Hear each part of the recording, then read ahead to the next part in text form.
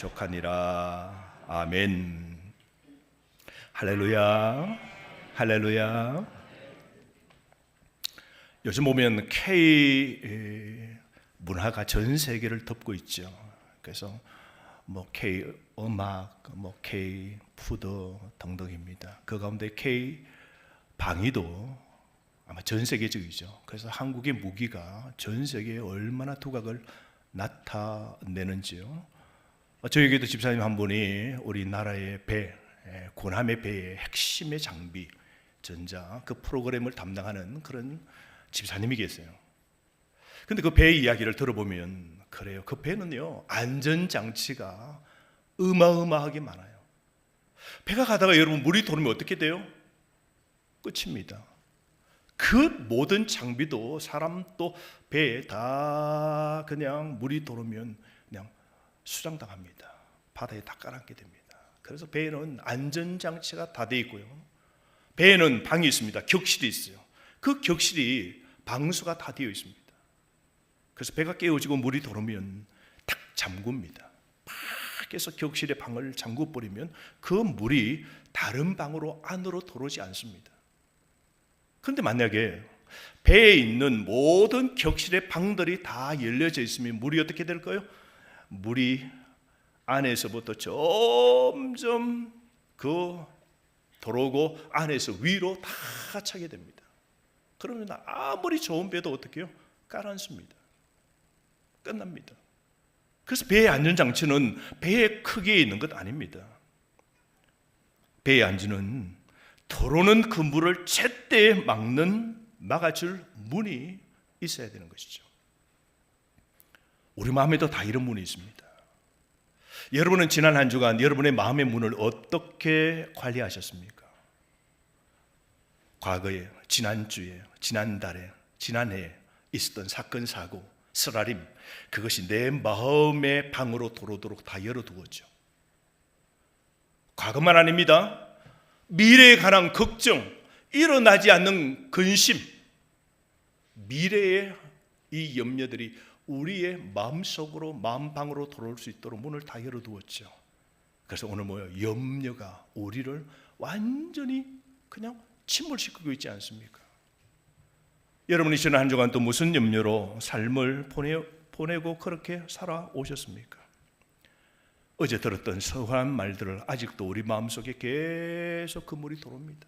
섭섭했던 그 어제의 그 말 한마디가 내 속에 계속 그렇게 흘러들어옵니다. 지난날의 실패와 후회도 계속해서 내 마음을 계속 적시도록 그렇게 놔둡니다. 거기에 아직 오지 않는 내일까지 그 파도가 우리 마음속으로 다 밀려 들어옵니다. 이번 달에 생활비를 걱정하죠. 그 위에 노후에 대한 불안, 염려가 있죠. 검진 결과에 두려워합니다. 거기에 자녀의 앞일까지 우리가 함께 얹어 놓으면 우리 마음은 더 무거워지죠. 아직 일어나지 않는 일이 우리 마음을 계속해서 우리의 마음을 흔들어 놓습니다. 그러다 보니 오늘이라는 여러분의 배가, 여러분의 가정이 너무 무거워진 겁니다. 여러분, 지금 여러분의 마음에는 어느 날의 물이 들어와 있습니까? 지나간 어제입니까? 아니면 아직 오지 않은 미래의 물이 여러분의 마음을 걱정, 근심, 두렵게 만드는 겁니까? 어떤 사람 말합니다. 내가 그래도 집안에서 걱정을 해야지. 걱정이 책임이라고 그럽니다. 그래서 가족을 사랑하니까 걱정하는 거죠. 그렇게 자신을 설득하기도 합니다. 그러나 염려가 사랑하는 사람을 지켜주지는 못합니다. 내일의 문제를 해결해 주지도 못해요. 오히려 오늘의 평안을 다 빼앗기고 마는 겁니다. 그래서 오늘 우리가 순종하면서 사랑해야 되고 베풀어야 되고 그리고 마음에 수고로 무거운 짐을 내려놓고 항상 기뻐하라는 그 순종도 우리가 이루지 못하는 것이죠. 오늘 이 본문 말씀 여러분 마가복음입니다. 예수님이 산 위에서 사람들에게 하신 말씀이거든요. 그런데 여러분 2000년 전에 갈릴리에 있는 사람들은 로마의 지배를 받았어요. 그래서 로마는 강력하게 세금을 착취했다고요. 그러니까 먹고 사는 게 너무너무 힘들었어요. 2000년 전에는 옷 하나가 여러분 의복이 너무 소중했어요. 요즘 우리가 그냥 쿠팡에다 쿠팡하고 하면 카톡하고 집에 오죠. 10,000원짜리도 5,000원 하고 50,000원짜리도 20,000원 하면서 옷 하나 우리가 마음먹으면 얼마든지 살 수 있어요. 2000년 전의 옷은 작업으로 자족해야 되는 겁니다. 한 땀 한 땀 떠야 돼요. 그 옷 한 벌이 어쩌면 5년을 버텨야 되는 겁니다. 빵 하나 없는 그런 시절입니다. 그러다가 흉년이 오면 거둘 게 없으면 애까지 다 굶는 겁니다. 2000년 전에 예수님이 산 위에서 오늘 하늘의 말씀을 선언하실 때 그 둘러 앉아있는 갈릴리의 사람들은 모두가 이만저만한 걱정들이 가득 있었습니다. 먹고 사는 문제에 걱정이 목구멍 이만큼 차 예수님의 주변에 지금 앉아서 하늘의 소리를 듣고 있는 겁니다. 그런데 예수님이 그들을 바라보시면서 하신 말씀이 목숨을 위하여 무엇을 먹을까 무엇을 마실까 염려하지 말라 그러셨어요. 다른 말로 먹고 사는 것 염려하지 말라. 여러분 이 말씀이 좀 낯설게 들리지 않습니까? 먹을 것이 없어서 걱정하는 사람들에게 염려하지 말라고 예수님이 말씀하시는 겁니다. 그 사람들에게 이 말씀이 얼마나 멀게 느껴졌을까요? 오늘 우리도 그렇지 않습니까? 2000년이 지나고 오늘 과학시대에 어쩌면 우리가 먹고 사는 게 어쩌면 해결된 그런 우리 대한민국에 삽니다. 그럼에도 우리가 주님께 이렇게 말하고 싶을 때가 있지 않습니까? 주님, 저도 걱정하지 않고 살면 좋겠습니다. 마음 편하게 가지려고 내가 노력해 보았습니다. 그런데 상황 그대로인데요. 어떻게 내가 염려 안 할 수 있습니까? 자녀 걱정, 내 몸 건강 걱정, 미래 걱정, 오늘 주식에 올라가고 내리는 걱정, 오늘 삶의 안보의 걱정. 내가 어떻게 오늘 또 걱정 안 하고 살 수 있습니까? 통장 잔고는 계속해서 줄어듭니다. 직장은 언제 흔들릴지 우리는 알지 못합니다. 가까운 사람의 관계도 어떻게 깨어질는지도 모릅니다. 연로하신 부모님들이 이제 떠나서 내가 책임져야 될 일도 어쩌면 막막할 수도 있는 겁니다. 그래서 묻습니다. 주님, 염려하지 아니할 수 있는 근거를 말씀해 주세요. 오늘 지금 시대에 내가 염려하지 않고 염려하지 말라고 하신 그 하나님의 명령을 순종하며 살 수 있는 근거를 말씀해 주세요. 그런데 오늘 예수님은 우리에게 염려하지 말라는 근거를 알려주지 않습니다. 우리의 염려를 해결할 수 있고 우리의 통장 잔고를 충분하게 채워줄 수 있는 방법을 예수님이 알려주지 아니하십니다. 대신 우리의 시선을 돌리는 겁니다. 그래서 거기에 앉아있는 갈릴리 사람들에게 뭐라고요? 공중의 새를 보라. 그리고 자기 자리에 발표해 있는 덜에 핀 꽃들을 보라. 예수님이 걱정하지 말라 하시면서 공중의 새와 그리고 들판에 있는 꽃들을 보라고 말씀하십니다. 예수님이 새와 꽃들을 보여주시면서 그들을 돌보시는 하나님을 보라고 오늘 말씀하고 계시는 겁니다. 다른 말로 문제만 보지 말고 문제보다 크신 하나님, 하늘에 계신 하나님을 바라보라고 말씀하는 것이죠. 이제 우리 예수님의 첫 번째 그림 한번 함께 바라볼까요? 25절 말씀. 목숨을 위하여 무엇을 먹을까, 무엇을 마실까, 몸을 위하여 무엇을 입을까 염려하지 말라. 여러분 먼저 이 염려하지 말라는데 염려라는 건 뭐냐면 우리 마음이 나누어지는 걸 말합니다. 평안은 뭡니까? 마음이 딱 하나입니다. 마음이 안 깨지는 것이죠. 마음이 깨어지면 뭐요? 여기저기 금이 가고 마음이 분산되면 염려죠. 돈의 염려, 건강의 염려, 부부와 자식 간의 관계의 염려, 내 신앙의 염려, 내 기업의 염려, 내 직장의 염려, 내일 해결해야 될 문제의 염려. 그러면 우리 마음이 어떻게 해요? 천갈래 만갈래로 다 찢어지게 됩니다. 그러면 어떻게 될까요? 우리의 마음이 염려가 되어지는 것이죠. 그런데 여러분, 우리가 삶을 살 때 우리가 걱정을 다 하고 삶을 그렇게 삽니다. 이 하나님의 말씀, 염려하지 말라는 말씀은 계속 염려에 붙잡혀 있지 말라는 겁니다. 이제 그 짐을 하나님께 내려놓아라는 겁니다. 예수님은 우리가 이미 염려하고 있다는 사실을 다 알고 계세요.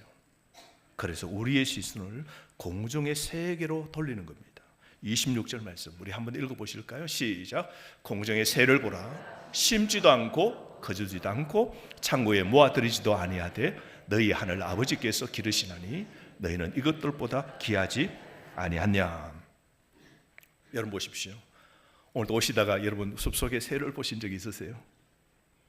저 새 제가 관리한 것도 아닙니다. 제가 여기 한 20년 사는데 우리 산의 새를 제가 관리하고 한 번도 먹이를 줘본 적 없어요. 예, 물론 먹이를 한번 주려고 겨울에 새 먹이를 나무 위에다가 달아놓고 새들이 와가서 먹도록 그렇게 해본 적은 있지만 이 산에 사는 새를 누가 먹이겠습니까? 새는 여러분 내일을 위하여 모으는 것이 있던가요? 다람쥐는 모르겠어요. 겨울을 위해서 가을에 창고를 준비하고 새가 모은 적이 있던가요? 새가 그렇다고 이런 봄에 씨앗을 뿌리고 자기 먹을 옥수수를 심고 하던가요? 아닙니다. 걱정 하나도 않습니다. 지난주에 보니까 우리 장로님이 옥수수를 심었어요. 옥수수도 심었었어요. 근데 그 옥수수가 고라니가 와서 옥수수를 싹 다 먹은 거예요.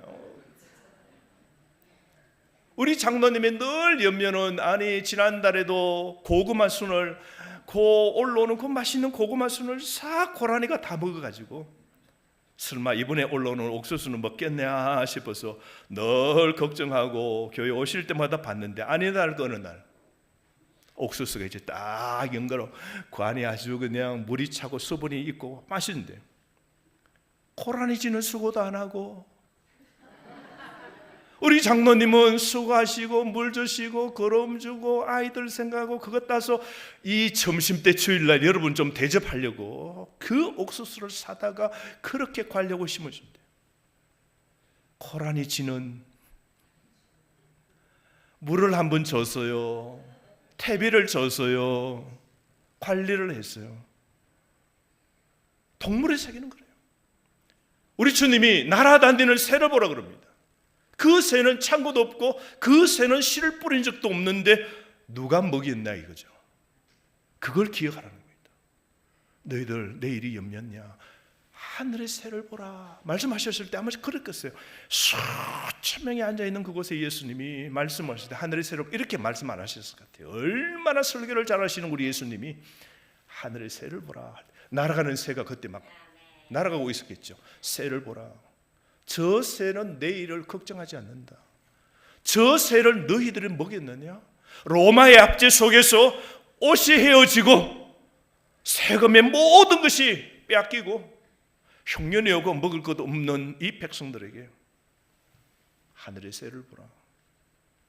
저 새를 먹이시는 분은 하늘의 아버지시다. 너희들이 새보다 작은 존재인가? 그걸 묻는 겁니다. 하물며 너희일까 보냐라고 말씀하셨습니다. 새를 먹이시고 새를 관리하시는 하나님이 하물며 당신의 자녀인 저와 여러분을 무엇을 먹을까 무엇을 입을까 우리 주님이 책임져 주시지 않겠느냐, 입혀 주시지 않겠느냐 말씀하시는 겁니다. 여러분 구약 성경에 보면 룻기가 나옵니다. 룻기 보면 참 기가 막히는 스토리 아닙니까? 베들레헴에 흉년이 왔어요. 너무너무 흉년이 오니까 먹고 살기 힘드니까 이 집안에 가장 엘리멜렉이 결정합니다. 이 땅에서 못 산다고. 그래서 재산 팔고 정리해서 외국 가자. 건너편 가면 모압이라는 외국이 있는데 그 외국은 흉년은 없다고 가자고. 그래서 아내와 두 아들을 살리기 위해서 다 외국 갈 준비하고 돈 바꾸고 돈 들고 모압으로 갔습니다. 살기 위해서 그곳에 가서 뭐 사업을 열었겠죠. 그죠? 세탁소도 열고 마켓도 열고 이런 뭐 가게도 열고 시작했겠죠. 살아가는데 아들 둘이 시름시름 앓더니 두 아들이 다 죽어버려요. 결혼을 했는데 아이도 태어나지 않는데 첫째 아들 둘째 아들이 다 죽어버려요. 누가 남아요? 두 며느리만 남습니다. 그렇게 했는데 그 남편도 세상을 떠나요. 누가 남아요? 엘리멜렉의 아내인 나오미와 두 며느리가 남습니다. 눈물 차죠. 기가 차죠. 먹고 살기 위해서 외국 땅에 왔는데 인생의 결산을 해보니까 다 망한 겁니다. 살아갈 방법이 없으니까 나오미는 어떻게 해요? 그 모압 땅에 얻은 모압의 며느리들입니다. 얘들아, 봐라, 나는 망했다. 나는 내 남편도 두 아들도 너희의 남편도 다 잃어버렸다. 이제 나하고 살기로는 너희들 살아갈 수 없으니 나는 그래도 내 고향 갈란다. 다시 나는 우리나라로 돌아가려고 그러니 너희는 이 모압 땅의 사람이니까 여기 남아라. 나는 홀로단신 내 고향으로 갈란다. 바닥의 인생이었습니다. 그래서 가려고 했더니 딱 하나 며느리가 안 떠나려고 그럽니다. 누구예요? 룻입니다. 그 룻이 이런 고백을 하는 겁니다. 예수도 모르고 신앙생활도 안 하고 교회도 모르고 찬양도 몰랐는데 이 집에 와서 결혼해서 하니까 시아버지 시어머니가 섬기는 하나님을 알고 하나님께 예배하면서 믿음이 들어간 거예요. 룻 속에 믿음이 돌았어요. 그때 어머니가 얘야 이제 남아라 나는 간다 그랬더니 어머니 저 어머니 따라갈래요. 왜? 내 따라가봤자 아무것도 없다. 내 고향에는 아무 재산도 없어. 너 내 따라오면 눈물밖에 없어. 그래도 저 어머니 따라갈래요. 왜? 했더니 고백을 합니다. 어머니의 하나님이 나의 하나님 됐어요. 나 어머니 나 시집 와서 얻은 것 중에 최고의 복은 하나님 알게 된 거예요. 나 그래서 어머니 섬기는 그 하나님 나의 하나님 되어서 모압의 이방신 섬기는 거 끊고 저는 하나님 섬기는 나라로 갈래요. 남편은 이렇지만 이 집안에 와서 신앙을 얻은 거예요. 그래서 갑니다. 고향에 돌아와 베들레헴을 보니까 먹고 살기가 힘든 겁니다. 룻이 계산을 해보는 겁니다. 미래가 어떻겠어요 여러분? 가봅니다. 그 집안은 망했어요. 시어머니 모셔야 됩니다. 그런데 아무것도 없어요. 미래를 생각하면 깜깜합니다. 그런데 그 룻은 어떻게 합니까? 아침에 곡식을 거두는 들로 갑니다. 들로 나갔더니 사람들이 다 곡식을 거두는데 거두다 보면 떨어지는 이삭들이 있어요. 그래서 그 이삭을 하나 줍고 또 저기 쫓아가서 하나 줍고 그걸 모아서 저녁에 집으로 돌아와서 그거로 밥을 만들어 어머니를 대접하며 그렇게 삽니다. 그런데 그 다음에 기가 막힌 일이 있어요. 내일을 미래를 생각하면 이 나라로 쫓아오면 안 돼요. 이 어머니 모시는 평생 이 삶을 결정하면 안 되죠.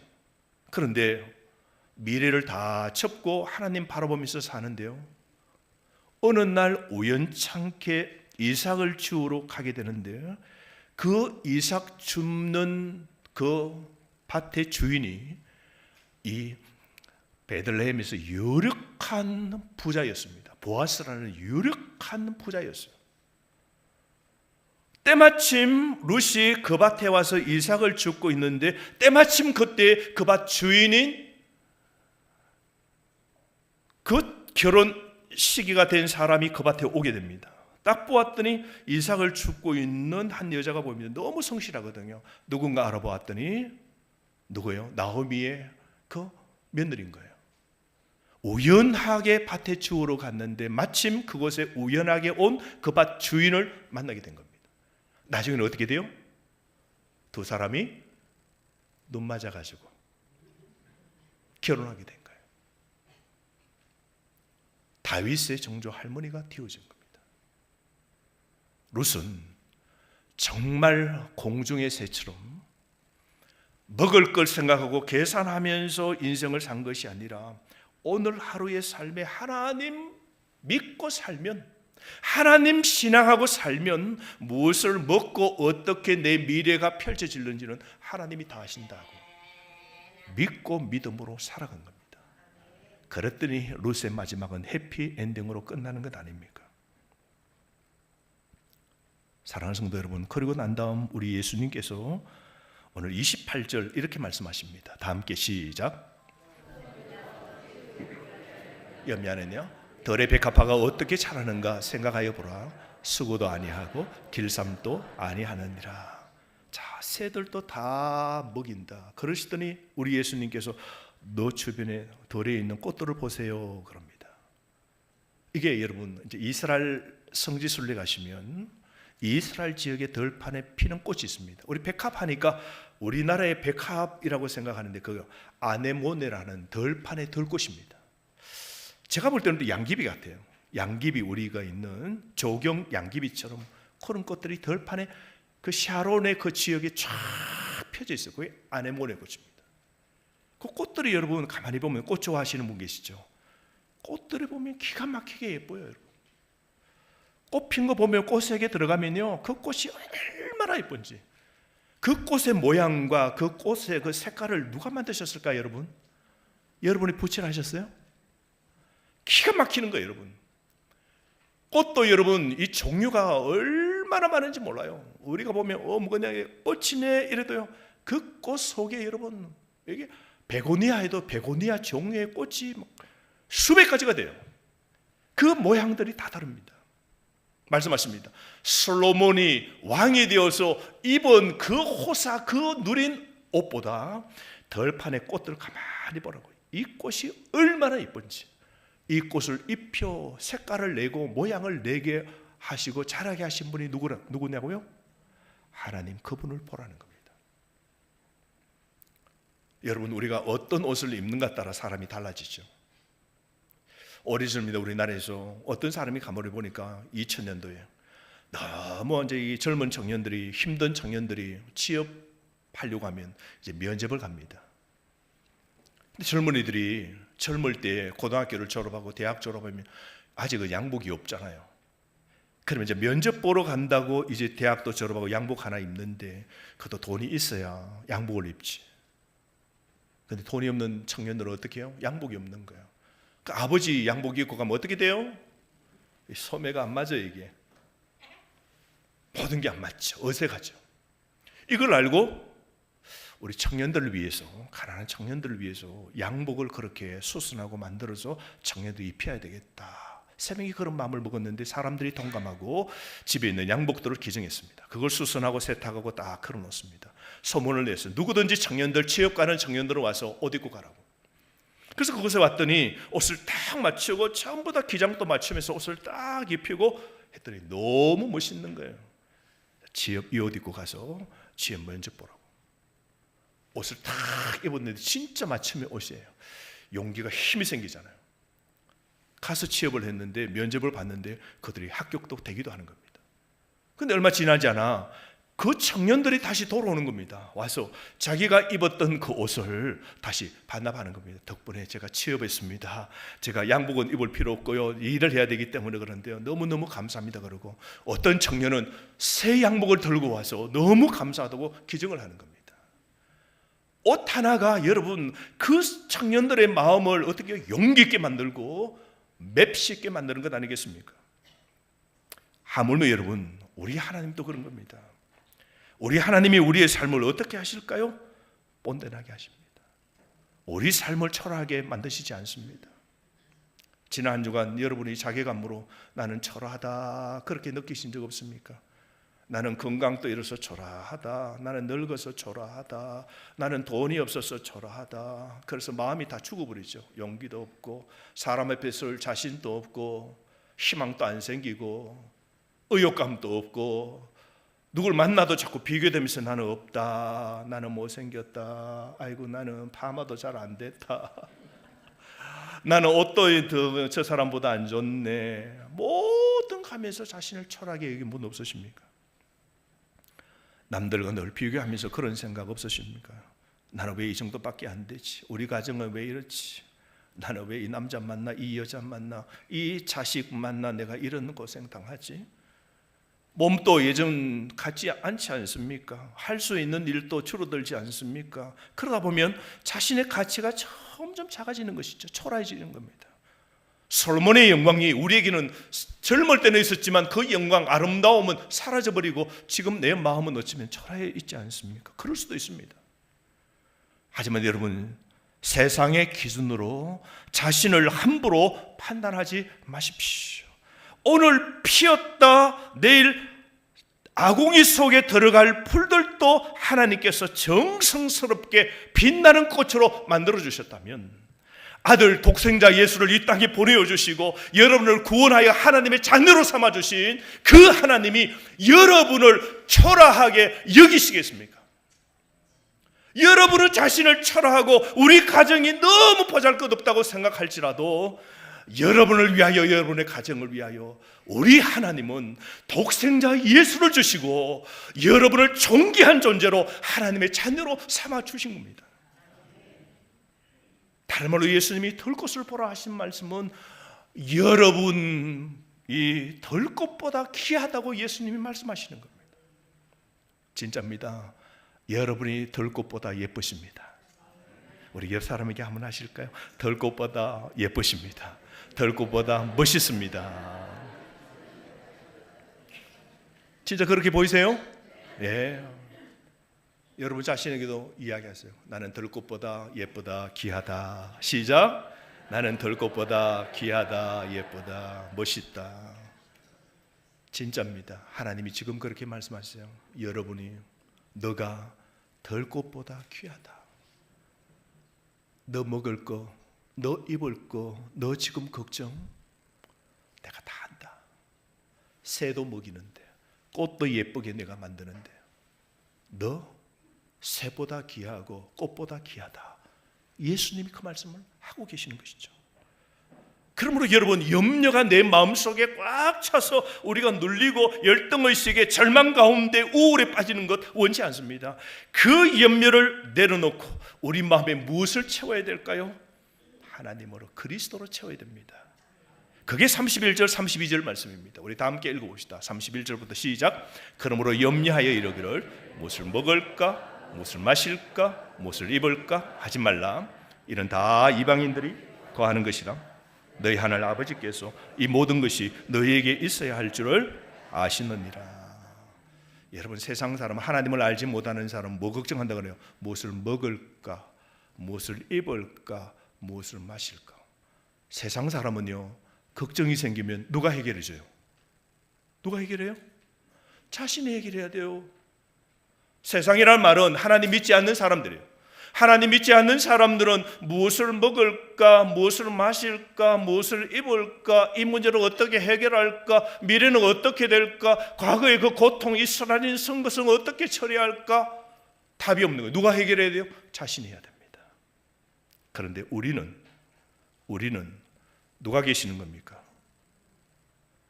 너희 하늘 아버지께서 이 모든 것이 너희에게 있어야 될 줄 아신다고 그랬어요. 우리는 하나님이 있는 겁니다. 우리 하나님은요, 아버지는요, 자녀가 뭘 먹을까, 입을까, 마실까를 압니다. 그래서 여러분, 우리 자녀 키울 때 어떻게 해요? 자녀는 고등학교만 졸업하고 성적만 내기 위해서 열심히 하고 우리는 공부하라고 받쳐줍니다. 대학 합격되면 우리 부모는 이미 미리 뭘 준비했나요? 그 아이의 등록금을 준비했지 않습니까? 지가 준비했나? 지가 돈 버는 거 하나도 없어요.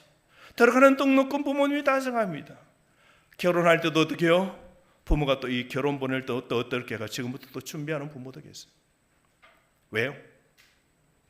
부모니까. 자녀는 그만한 부모로부터 먹을 거, 입을 거, 마실 거, 필요할 거 부모니까 자녀를 책임져 주는 겁니다.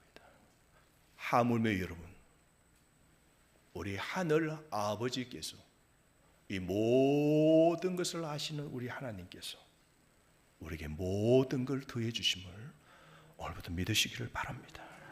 그러셔야 돼요.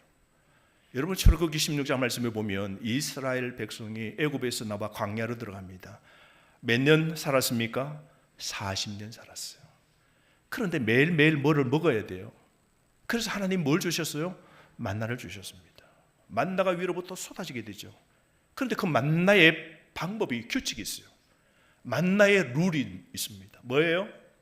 만나는 아침에 나가서 마치 눈처럼 내린 하얀 것들을 거두어서 담아서 집에 와서 그걸 쪄 먹든지 볶아 먹든지 삶아 먹든지 그냥 먹든지 다 너무 맛있는 거야.